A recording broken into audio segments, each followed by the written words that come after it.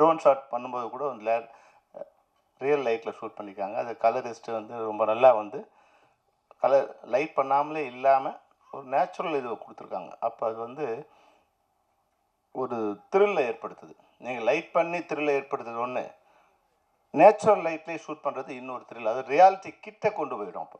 அப்போ கொண்டு போகும்போது இதுக்கு மிகப்பெரிய பலமாக வந்து இன்னொருத்தர் இருக்கார். அது வந்து மியூசிக் டைரக்டர். உண்மையாகவே யுவராஜ் வந்து ரொம்ப நல்லா பண்ணியிருக்கீங்க. ஒரு ஒரு நார்மல் ஷார்ட்ஸ் இருக்கும்போது கூட அதுக்கு வந்து ஒரு த்ரில்லை க்ரியேட் பண்ணியிருக்கீங்க. அதுபோல் வந்து அலெக்ஸ் வந்து இவ்வளோ பெரிய நடிகனாக இருப்பார்னு தெரியல. ஆர்கனைசரை தான் பார்த்துருக்கேன். இப்படி ஒரு பிரம்மாண்டமாக பயமுறுத்தக்கூடிய அளவுக்கு வந்து அலெக்ஸும் கபிலனும் நடிச்ச ஒரு பேர் தெரியல. அவங்க 2 பேருமே வந்து ரொம்ப நல்லா பண்ணியிருக்காங்க. இந்த திரைப்படம் சொல்ல முடியாது. ஆனால் ஒரு ஷார்ட் ஃபில்மாக இருந்தால் கூட திரைப்படத்துக்கு உள்ளே வரத்துக்கான ஒரு ஒரு ஒரு கரு அதில் இருக்குது. நடிகர் மற்றும் ஒளிப்பதிவாளர் திரு அருள்தாஸ் அவர்களை பேச அழைக்கிறேன்.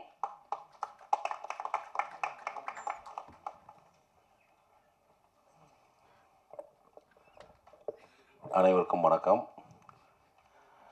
300 கோமாளிகள் ஒரு புதிய டீமோட ஒரு புது முயற்சி. இயக்குனர் தம்பி கிரீஷ்க்கும் அதே மாதிரி சுபாஷ் ரொம்ப அற்புதமாக பண்ணியிருந்தாங்க அந்த படம். எப்படின்னா ஒரு நிறைய ஷார்ட் ஃபிலிம்ஸ் பார்க்குறோம், சின்ன சின்ன விஷயங்கள் தப்பாக கூட இருக்கும், இல்லாட்டி கொஞ்சம் குறைகள் இருக்கும். பட்டு குறைகள் கம்மியாக நிறைகள் அதிகமாக உள்ள ஒரு படம் பண்ணியிருக்காங்க. எல்லாருமே ரொம்ப கடுமையாக உழைச்சிருக்காங்க. இந்த டீம் டேரக்டர் ஆகட்டும், அதே மாதிரி கேமராமேன் ஆகட்டும், மியூசிக் டைரக்டர் ஆகட்டும், எல்லாருமே எப்படின்னா ரொம்ப சிரத்தையோடு இந்த படத்தில் வேலை பார்த்துருக்காங்க. இந்த கூட்டம் வந்ததே வந்து அலைசனுக்கு தான் எல்லாத்துக்குமே தெரியும். ஏன்னா வந்து திண்டுக்கல் அலெக்ஸ் அப்படின்னா வந்து எப்படின்னா உபசரிப்பு. நீங்கள் திண்டுக்கல் போயிட்டீங்கன்னா போதும், பாக்கெட்டில் ஒரு ரூபா தேவையில்லை, எல்லாமே அவர் பார்த்துப்பார். அதாவது ஷூட்டிங் இருந்தாலும் சரி, இல்லாத காலகட்டத்திலும் சரி, அவ்வளோ உபசரிப்பார். நிறைய பேர் உதவி செய்வார்.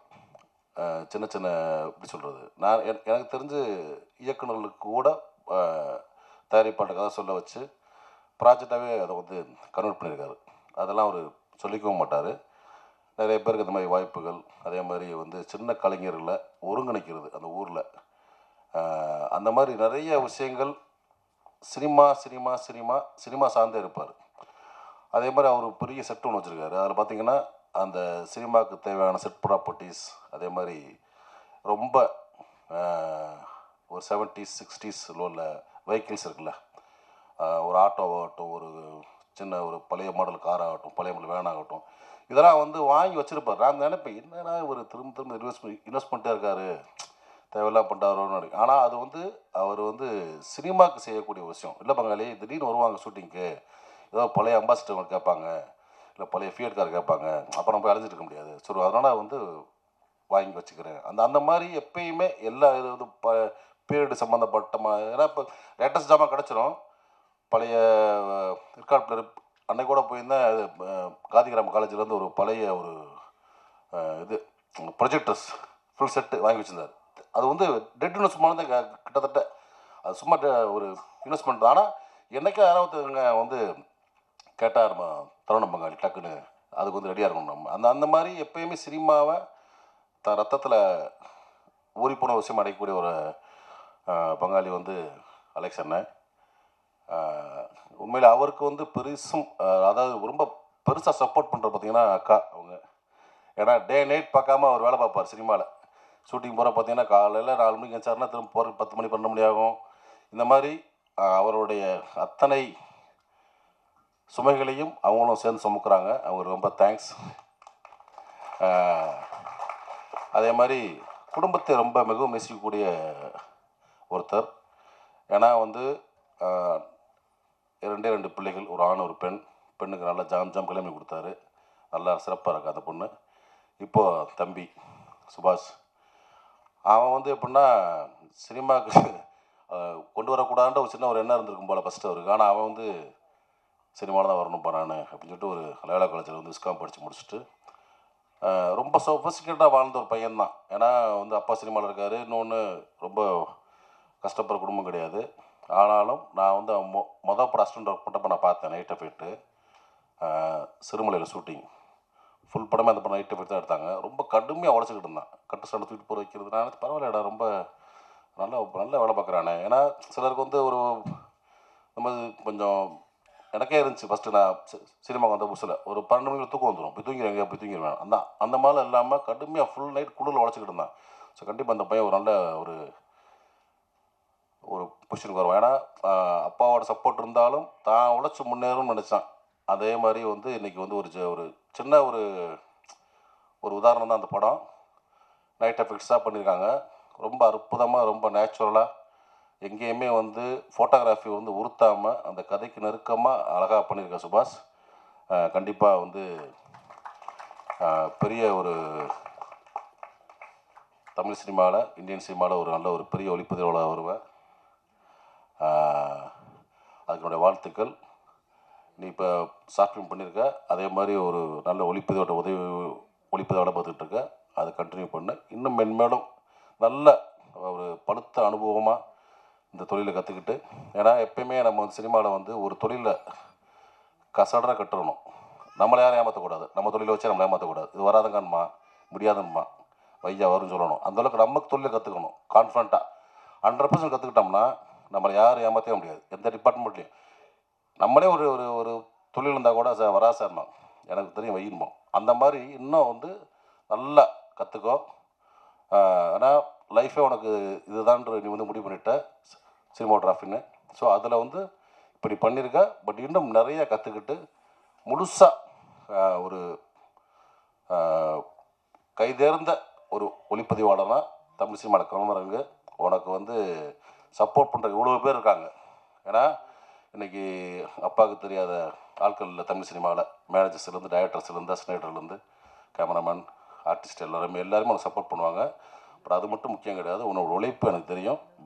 மிகப்பெரிய உழைப்பாளி. உன்னோட உழைப்பு உன்னை பெரிய வெற்றி, பெரிய இடத்துக்கு கொண்டு போவோம். அதேமாதிரி இந்த படத்தோட கட்டிங் பேட்டர்ன் ரொம்ப நல்லா இருந்துச்சு. இந்த கதை சொன்ன விதம், எடிட்டருடைய வாழ்த்துக்கள். அது மியூசிக் டைரக்டர் ஒரு சின்ன ஒரு ஷார்ட் ஃபிலிம்னு நினைக்காம நல்ல ஒரு எப்படி ஒரு பேங்காக வச்சிருந்தார். நம்மளுக்கு வந்து ஒரு பார்க்குறப்ப ஒரு மூட் கிரியேட் ஆச்சு. ஒரு பெரிய ஒரு படம் பார்க்குற ஃபீல். மியூசிக் டைரக்டருக்கு என்னோட வாழ்த்துக்கள் தம்பி. பெருசாக அவங்களுக்கு நல்ல வாய்ப்புகள் கிடைக்கும். அதே மாதிரி இந்த படத்தை நடித்த நடிகர்கள் இவங்கெல்லாம் எப்படின்னா ப்ரொஃபஷனல் ஆர்டிஸ்ட் கிடையாது.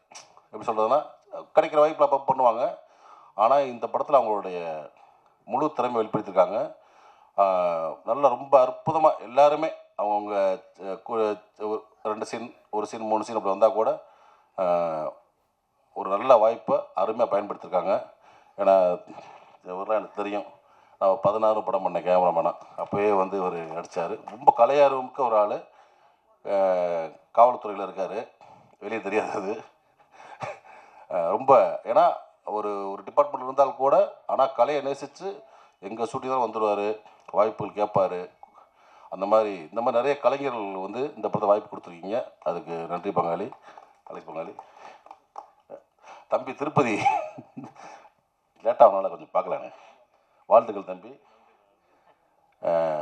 சுசியோட செல்லப்பிள்ளை. இவனோட சப்போர்ட் வந்து இந்த படத்துக்கு பெருசாக இருந்திருக்கும். கோஆர்டினேட்டர் பண்ணாப்புல இவனும் வந்து முழுசாக தயாராகிட்டான். இயக்குனருக்கு கண்டிப்பாக மிக விரைவில் வந்து ஒரு நல்ல திரைப்படத்தோடு இவனை இயக்குனராக பார்க்கலாம். ஏன்னா வந்து அவ்வளோ டேலண்டான ஒரு தம்பி. ரொம்ப வெரி சின்சியரான ஒர்க்கர், ஹார்ட் ஒர்க்கர். கண்டிப்பாக சீக்கிரம் படம் பண்ணு தம்பி. வாழ்த்துக்கள். கண்டிப்பாக உனக்கு நல்ல ஒரு இது கிடைக்கும். சரிங்களா? மாப்பிள்ளை எழுதி தராது என் பேரை சொல்லு அப்படின்னு.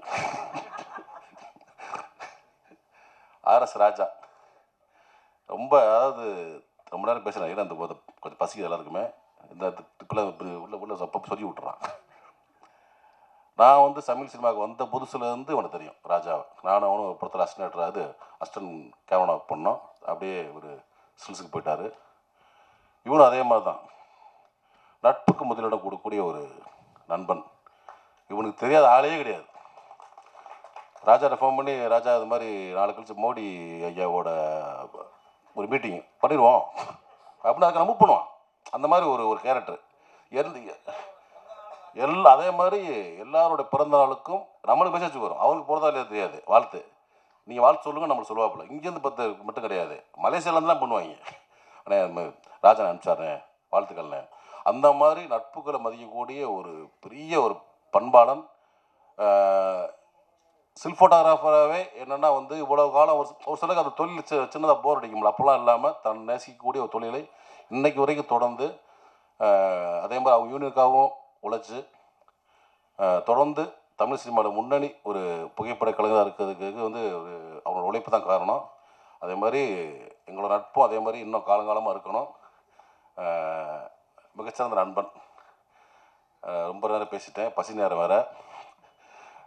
இந்த 300 கோமாளிகள் விரைவில் ஒரு நல்ல ஒரு திரைப்படமாக வெள்ளித்திரையில் வலம் வர என்னுடைய வாழ்த்துக்கள். நன்றி. வைக்கிறோம்.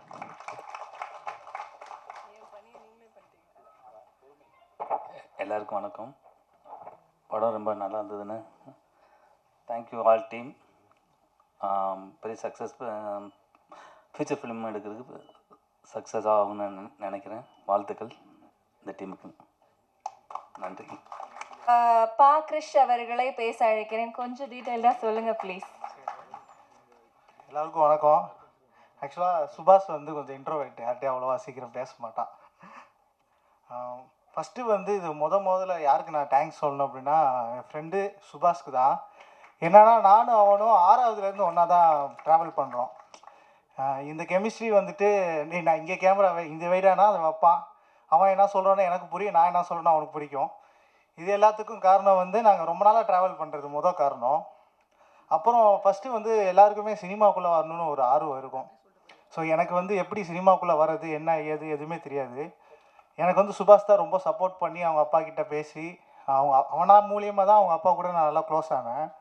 ஸோ ஃபஸ்ட்டு நான் நன்றி சொல்லணும்னா சுபாஷுக்கு தான் சொல்லணும். இந்த மேடையில் இப்போ இந்த இடத்துல நிற்கிறது காரணம் அவன் தான். அவன் வந்து பெஸ்ட்டு சினிமாட்டோகிராஃபி அவார்டு வாங்கியிருக்கான் 14th Kolkata short international film ஃபெஸ்டிவலில். அவன் லாஸ்ட் ரிசல்ட் வர வரைக்குமே கால் பண்ணிட்டே என்ன மச்சான் வந்துருச்சா எதாவது போட்டாங்களா அப்படின்னு கேட்டே இருந்தான். அவன் பார்த்த உடனே எனக்கு ரொம்ப சந்தோஷம். நான் அனுப்பும்போதே எனக்கு தெரியும் அவன் கண்டிப்பாக அவனுக்கு பெஸ்ட்டு பிக்சர் கிடைக்கும்ன்ட்டு. மேற்கொண்டு அவனுக்கு நிறையா வாய்ப்பு கிடைக்கிறதுக்கு எனக்கு தாண்டி நான் ஃபஸ்ட்டு அவனுக்கு தான் வாய்ப்பு கிடைக்குன்னு ஆசைப்பட்றேன். ஏன்னா எனக்கு அவன் ரொம்ப சின்ன வயசுலேருந்து தெரியுமா, அவன் ஒரு ஒர்க்கு எடுத்தான் அப்படின்னா அந்த ஒர்க்கில் எவ்வளோ சின்சியராக இருப்பான்னு எனக்கு தெரியும். அவங்க அப்பா பேரை யூஸ் பண்ணணும்னு எங்கேயுமே அவங்க அப்பா நான் இவரோட பையன் அப்படின்னு இது வரைக்கும் சொன்னதே கிடையாது. எல்லாருக்குமே அந்த படம் ஷூட்டிங் முடிஞ்சப்போ தான் தெரியும். லாஸ்ட் நாள் தான் சொல்லுவான். அதுவும் கேட்டால் அவங்க அப்பா வந்து நேரில் வந்தால் மட்டும்தான் அவர் பையனா நீங்கள் அப்படின்னு தான் இருக்கும். ஸோ அந்தளவுக்கு யார்கிட்டையுமே எந்த ஒரு எதிர்பார்ப்பும் இருக்க மாட்டான். அவங்க அப்பா பேரை அவ்வளோ யூஸ் பண்ணக்கூடாதுன்னு நினைக்கிற ஒரு ஆள். ஸோ இப்போ ரெண்டாவதாக நான் சொல்லணும் அப்படின்னா அலெக்ஸ் சார் அவருக்கு வந்து நான் ரொம்ப கடமைப்பட்டிருக்கேன். என்னென்னா நமக்கு நிறையா பேர் உதவி பண்ணுவாங்க, ஆனால் எல்லாரோட உதவிக்கும் நம்ம கைமாற இன்னொரு உதவி பண்ணி கழிச்சிடலாம். ஆனால் சில பேர் பண்ணுற உதவிக்கு தான் நம்ம எவ்வளவு திரும்ப பண்ணாலும் அது ஈடுணையே ஆகாது. ஸோ அந்த மாதிரி எனக்கு அவ்வளோ பண்ணியிருக்காரு. 2021 எங்கள் அப்பா கோவிடில் இறந்துட்டார். ஸோ அப்போலேருந்து இப்போ வரைக்குமே எனக்கு வந்து பர்சனலாக மட்டும் இல்லை ப்ரொஃபஷ்னலாக எல்லாத்துக்குமே எனக்கு ஹெல்ப் பண்ணியிருக்காரு. அந்த நன்றி நான் எப்பயும் மறக்க மாட்டேன். ரொம்ப நன்றி சார். அவங்க அம்மாவே சொல்லணும், அவங்க ஃபேமிலியே ரொம்ப ஸ்வீட்டாக இருப்பாங்க, எல்லாருக்குமே யார்கிட்டையும் முகம் சொல்லிக்க மாட்டாங்க. ஸோ அது அவங்க ஃபேமிலியை பார்க்கும்போது நமக்கு இவ்வளோ சொந்தங்கள் இல்லைன்ற ஒரு வருத்தம் இருக்கும். அவன் சுபாஷ் வந்து எல்லாருக்கிட்டையும் ட்ரீட் பண்ணுறது, அவன் பேசிக்காகவே இப்போ யார் பேசினாலுமே நல்லா ரெஸ்பான்ஸ் பண்ணுவான். அவன் சின்னவன் நான் இவர் பையன் அப்படின்ற அந்த இதே இருக்காது. ஸோ அவங்க 2 பேருமே எனக்கு என் கூட ட்ராவல் பண்ணுறது, நான் அவங்க கூட ட்ராவல் பண்ணுறது எனக்கு ரொம்ப ஹாப்பியாக இருக்குது. ஸோ நான் இவ்வளோ நாள் சம்பாதிச்சதில் சுபாஷும் அவங்க அப்பாவும் தான் நான் சொல்லுவேன். இந்த மேடையை நிற்கிறதுக்கு அவர் ரொம்ப ஒரு முக்கியமான காரணம். தேங்க்ஸ்ப்பா. அப்புறம் பார்த்தீங்கன்னா நம்ம டெக்னீஷியன்ஸ். ஸோ மியூசிக் டைரக்டர் வந்து ஆல்ரெடி கன்னட படம் ஒன்று பண்ணியிருக்காரு முதல்னு சொல்லிட்டு, அது வந்து டீசர் வந்து யூடியூப்பில் இருக்கும். அந்த யூடியூப்பில் இருக்க அந்த டீசரை பார்த்து தான் நான் அவர்கிட்ட போகணும். இந்த மாதிரி அவர் பார்த்தீங்கன்னா நம்ம பிகேவோட ஃப்ரெண்டுன்னு அப்புறம் தான் தெரியும். ஸோ எடிட்டர் அவங்க 2 பேருமே முதலோட எடிட்டர் அவர். அப்புறம் நாடு படம் பண்ணியிருக்காரு. ஸோ ஃபஸ்ட்டு அவங்க 2 பேரும் ஒரு படம் பண்ண ஃபீல்டே என்கிட்ட இல்லை. அவங்க வந்து என்கிட்ட ஒரு ஃப்ரெண்ட்லியாக தான் பேசுனாங்க. நான் இவ்வளோ பெரிய ஆள் நான் ஒரு படம் பண்ணியிருக்கேன்ப்பா அப்படின்ற இதில் இல்லை. ஏன்னா நான் இப்போ தான் அப்கமிங்காக ஒன்று வந்துட்டுருக்கேன். ஸோ நான் அப்படி வரும்போது எனக்கு ஒரு ஸ்பேஸ் கொடுத்து உள்ளே கொண்டு வராங்க. நான் ப்ரோ எனக்கு இது வேணும் இது வேணும், இதை கொஞ்சம் அனுப்புங்க, இது இப்படி மாற்றுங்க. ஒரு சீக்வன்ஸே நான் மியூசிக்கை மாற்ற சொன்னேன். அது வந்து அவர் புரிஞ்சுக்கிட்டு ஓ இதான் அவர் எதிர்பார்க்குறாருன்னு சொல்லிட்டு அதை மாற்றி எனக்கு போட்டு கொடுத்தாரு. ஸோ அவங்க 2 பேர்த்துக்குமே நான் ரொம்ப தேங்க்ஸ் சொல்கிறேன், எடிட்டர் அண்டு மியூசிக் டைரக்டர். அப்புறம் நம்ம கலரிஸ்ட்டு பார்த்தீங்கன்னா இப்போ வரும்போது கூட ரொம்ப பஞ்சாயத்து, ஏய் என்னப்பா இன்னும் லேட்டாக வர வாப்பா வேமா அப்படின்ற அளவுக்கு. ஏன்னா எப்போயுமே லாஸ்ட்டில் அவன் தான் ஃபுட்டேஜ் எடுத்துகிட்டு வருவான், என்ன பண்ண ரெடி ஆகிடுச்சா இங்கே பரபரப்பாக இருக்குது அப்படின்ற இதில் அந்த பரபரப்புலையும் கொஞ்சம் கொண்டு வந்து கொடுத்தாப்புல. தேங்க்ஸ் ப்ரோ டிஏ அனஸ். அப்புறம் நான் வந்து டேரக்டர் சிம்புதேவன் சார்கிட்ட போட் படத்தில் ஒர்க் பண்ணேன், அவரால் இப்போ வர முடியல இன்னைக்கு. அப்புறம் ரேணுகுண்டா டேரக்டர் பன்னீர்செல்வம் சார்கிட்ட ரேணுகுண்டா 2ல் ஒர்க் பண்ணேன். அப்புறம் நந்தா பெரியசாமி அவர்கிட்ட திருமாணிக்கம் படத்தில் ஒர்க் பண்ணேன். ஸோ இது எல்லாத்துக்கும் காரணம் என்னென்னா நான் ஒரு படம் உள்ளே போகிறதுக்கு எல்லாத்துக்கும் எனக்கு வந்து ஹெல்ப் பண்ணது அலெக்ஸ் சார் தான். ஸோ அதனால தான் நான் சொல்கிறேன், இந்த மேடையில் வந்துட்டு அவர் இல்லாமல் இங்கே நான் இல்லை. தாண்டி ஸோ வாய்ப்பு இது வந்து மீடியாவுக்கு நான் ஒரே ஒரு ரெக்வஸ்ட்டாக கேட்டுக்கிறேன். அதாவது என்ன மாதிரி பல இயக்குனர்கள் படம் பண்ணணுன்னு சொல்லிட்டு அசிஸ்டன்ட் டைரக்டராகவோ அசோசியேட் டைரக்டராகவோ இன்னும் பல கோ டைரக்டர்ஸ் படம் பண்ணாமல் சுற்றிட்டு இருக்காங்க. அவங்க எல்லாரும் ஒரு முயற்சி பண்ணுறாங்க. அந்த முயற்சிக்கு நீங்கள் ஒரு நல்ல வரவேற்பு கொடுத்தீங்கன்னா அவங்களுக்கு ஒரு ஃபீச்சர் ஃபிலிம் கிடச்சி ஒரு லைஃப் கிடைக்கும். அதில் வந்து நமக்கு நிறைய நல்ல படங்கள் வரும் அப்படின்றத நான் சொல்லிக்கிறேன். ஸோ மீடியா கொஞ்சம் நாங்கள் இப்போ ஒரு புது முயற்சி பண்ணுறோம், இது எல்லாருக்கும் ஒரு ஸோ இப்படியும் இந்த வழியிலையும் படம் பண்ணலாமா அப்படின்ற ஒரு ஐடியாவாக தான்.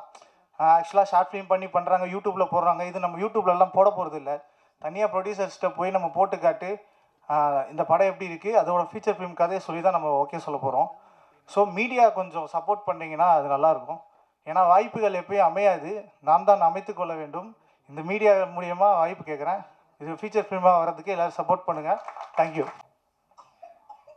வந்த அனைவருக்கும் நன்றி, வணக்கம். எல்லாருமே நல்லா ஹெல்ப் பண்ணாங்க, படம் பண்ண தெரியாது, சரி ஓகே. எல்லோரும் நல்லா பண்ணி கொடுத்து ரொம்ப தேங்க்ஸ், ரொம்ப நன்றி. நன்றி உரைக்கு பதிலாக நன்றி. எல்லாருக்கும் வணக்கம். குறிப்பாக பத்திரிகையாளர்கள், மேடையில் வந்திருக்கிற பெரியவர்கள் எல்லாருக்கும் வணக்கம். இந்த படத்தில் எனக்கு வாய்ப்பு கொடுத்ததுக்கு முதல் காரணம் கோ டைரக்டர் திருப்பதி அவர்கள். 2வது காரணம் நம்பிக்கை வச்சு எனக்கு வாய்ப்பு கொடுத்தது அண்ணன் அலெக்ஸ் அண்ணன். 3வது டைரக்டர் கிறிஷ் அவர்கள்.